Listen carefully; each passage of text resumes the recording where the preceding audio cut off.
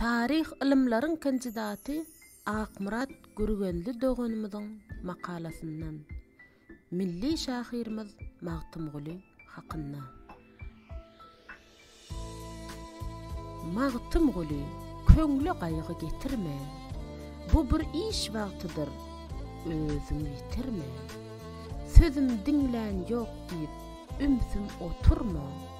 Jahan giňdir, çendan bilen ne vardır.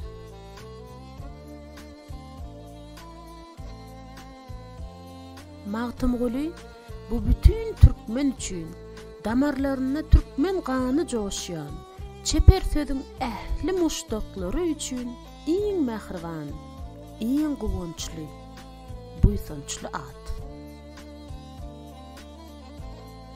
Belli Rus günnogar şunasy Bartoldyň Jaýdar bellişi ýaly bütün Orta Aziýa halklarynyň arasynda diňe türkmenlerde milliň şahyr bolupdyr. O da Magtymgulydyr.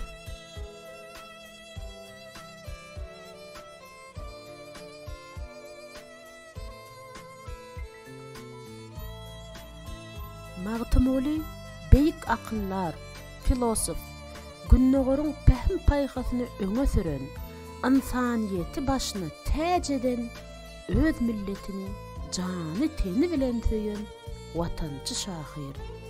Türkmen diliniň ösmegine, ony reformalaşdyrmakda ägirt uly iş bitiren şahsiýet.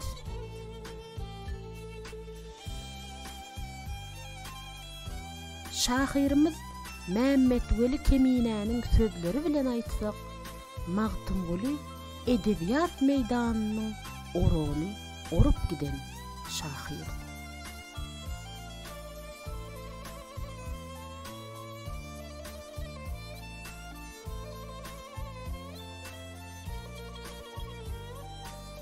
Belli türk şahyry Nazım Hikmet Magtymgulynyň 250 ýyllyk poeziýa bayramçylygy geçýän mahaly 1975-nji ýylda Aşgabada baranna şahyrymyz hakynda şeýle diýipdir.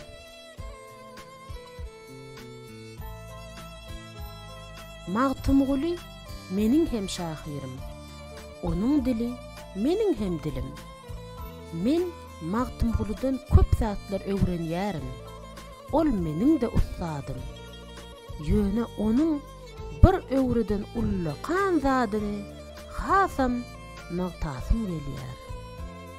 Olla öz halkyň azatlygy üçin göreşmek.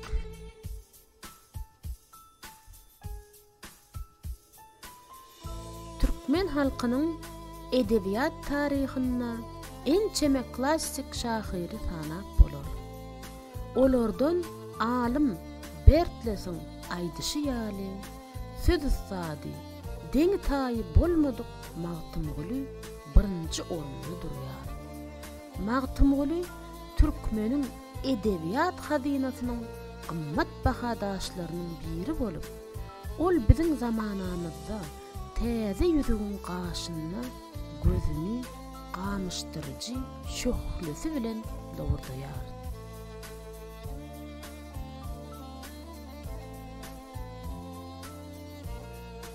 Magtymguly 18-nji asyrda ýaşap, özüniň dürdäne döredijiligi, bar ukyby bilen türkmen edebiýatyny, türkmen dilini ösdüren şahyr.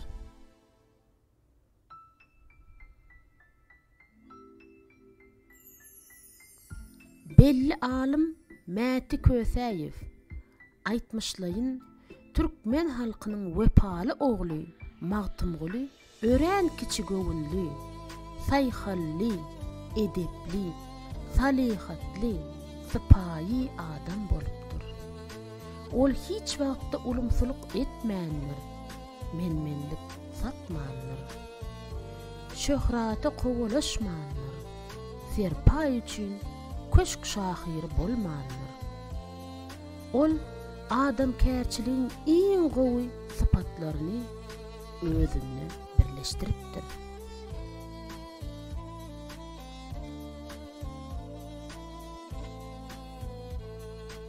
Şahir ulumsuluk edýänleri, tekebbirleri, bedasıl şöhrat paradları, açgöz hırsy dünýäleri, elmydama rehimsiz tanqid edip, olary ýurdu ýykan, orramsydan bolan haramhorlar diýip ýazgarypdyr.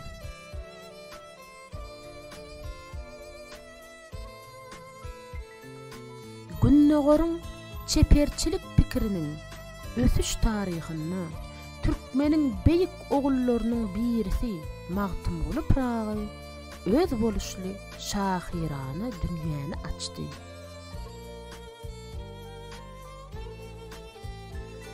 Onun asırlar aşıp gelen ajaýyp süzi, umumy adamzat bähwetli şahirany pikirleriniň giden bir älemni ýada salýandygyndan başga da özüniň ruhy taýdan çuňur milliligi bilen hem äşgär tapawutlandy.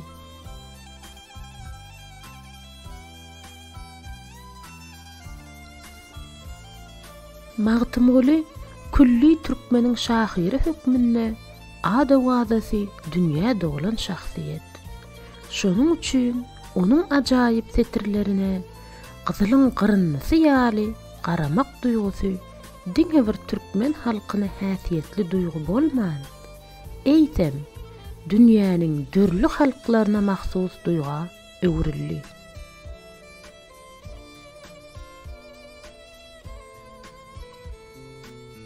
Özü hem şahiriň altyn setirleri şeýle duýgu bilen örän irki döwürlerden bäri ünsü özüne çekip geldi.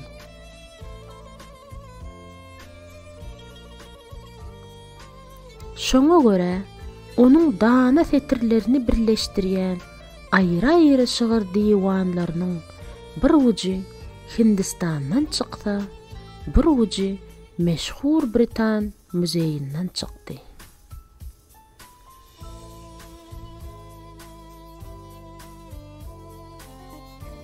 Magtymgulynyň diwanynyň daş basma çaplary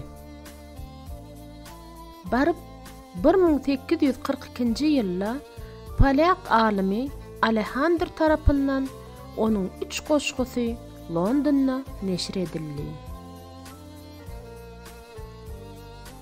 Ol bu goşgulary 1833-nji ýylda Köpetdağ etrawyna Demirgazy Horasana geçiren syýahaty döwründe ýygnapdyr. Neşir bolan goşgular Duza mehmanlar, galmadlar, sil galmaz. Şeýle de şahira degişli bolan yaraşmaz, olmaz, ýaly şygyrlary Kemine we Aýdyň deregedli diýen şahirlaryň eseri diýip görkezipdir.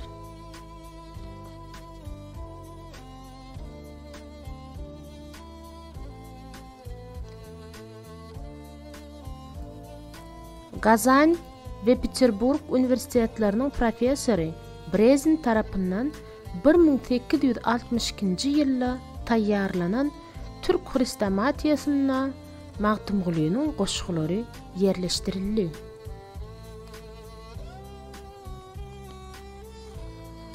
Otuzdan gowrak goşgusy bolan belli Wenger alimi Budapest üniversitetiniň profesörü Van Berry'niň tagallasy bilen 1879-nji ýylda Leipzig'de neşir edildi.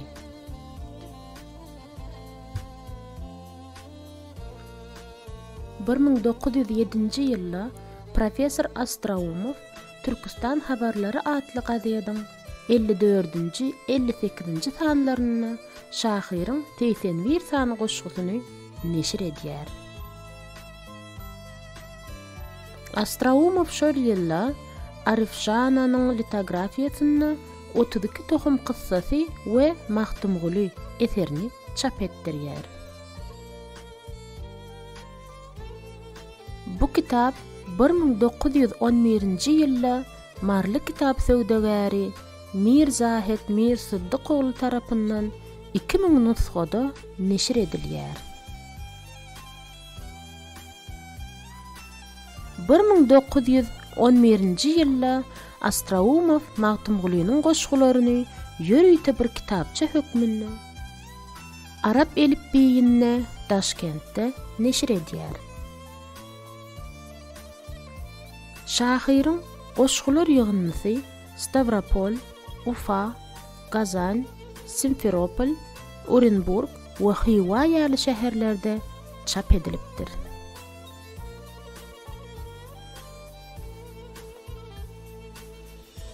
Magtymgulynyň goşgular ýygnysynyň iň oňat görnüşi ençeme türkmen alymlarynyň gatnaşmagy esasynda 1910-njy ýylda Buharada çap bolýar.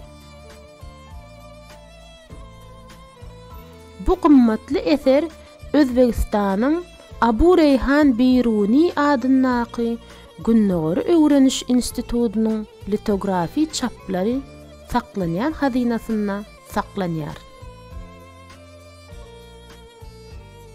1912-nji ýylda Astrahanda ýaşan Nurmuhammed ogly Niýazy Şahyryň goşgular ýygnysyny Diwane Magtymguly ady bilen çap etdirýär. Bu arada Welidow Şura jurnalyna 1913-nji ýylda gyzykly maglumat berýär. Niýazynyň aýtmagyna görä, Şahyryň eseriniň çap edilmegine Ýagşy Mämmed ogly Hacı Nury Efendi hem ýardam edipdir.